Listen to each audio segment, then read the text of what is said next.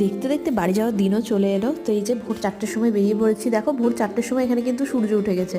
তো এখানে যত তাড়াতাড়ি সন্ধে হয় মানে রাত্রি হয় ঠিক তত তাড়াতাড়ি এখানে সূর্য উঠে সকাল হয়ে যায়। প্রথমে যাবো গুয়াহাটি, দেন গুয়াহাটি থেকে ট্রেন ধরবো।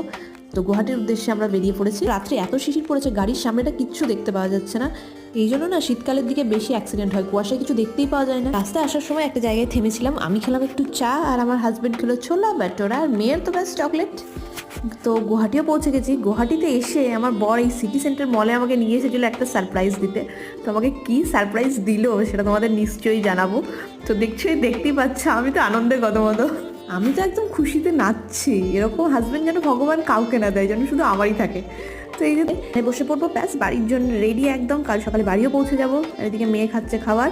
তো ট্রেনে খাবার নিইনি, বাইরে থেকে অর্ডার করেছিল, কারণ ট্রেনের খাবার এখন কোয়ালিটি এত বাজে করে দিয়েছে। তো যেখান থেকে খাবারটা এসেছিলো বেশ ভালোই ছিল। রাত পেরোলেই বাড়ি